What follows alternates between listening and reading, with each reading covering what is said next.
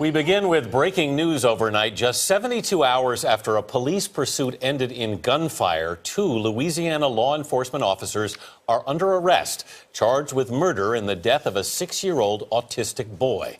The boy's father was wounded when the officers opened fire on the car in which he and his son were riding. David Begnaud is in the central Louisiana city of Marksville with the latest. David, good morning.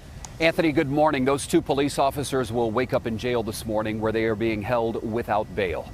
There is video, we're told, of the shooting and the events leading right up to it. And the head of the Louisiana State Police says he's watched the video and it's one of the most disturbing things he's ever seen.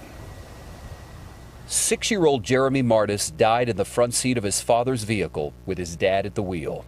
Investigators say both father and son were shot by Marksville police officers Norris Greenhouse Jr. and Derek Stafford.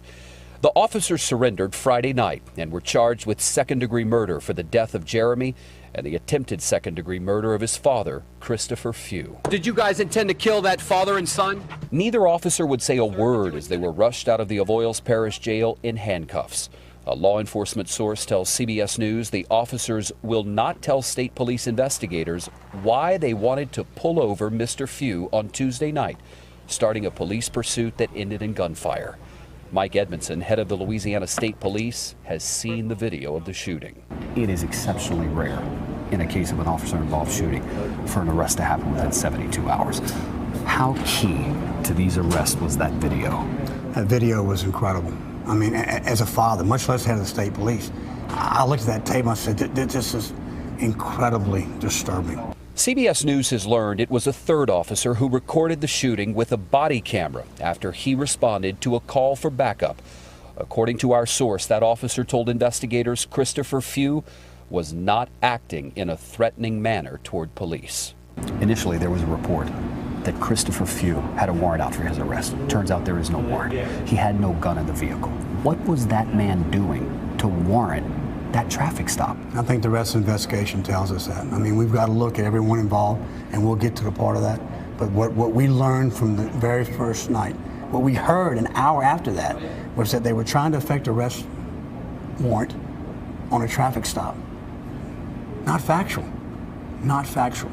Colonel Edmondson says initially the 2 officers now charged with a crime claimed that Christopher Few tried to reverse his vehicle and ram it into one of their police cars. This is the cop car that was reportedly hit.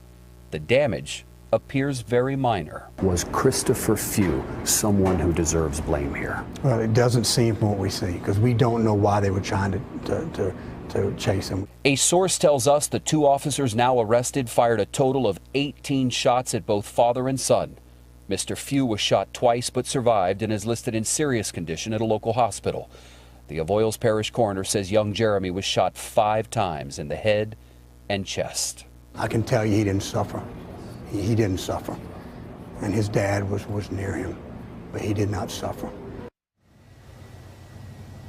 The 2 law enforcement officers arrested usually work for the Marksville City Police Department, but on the night of the shooting, they were working for the city marshal's office. Law enforcement is confirming to CBS News they are probing whether or not one of the officers arrested has a personal grudge against Christopher Few and may have sought revenge with gunfire. Anthony.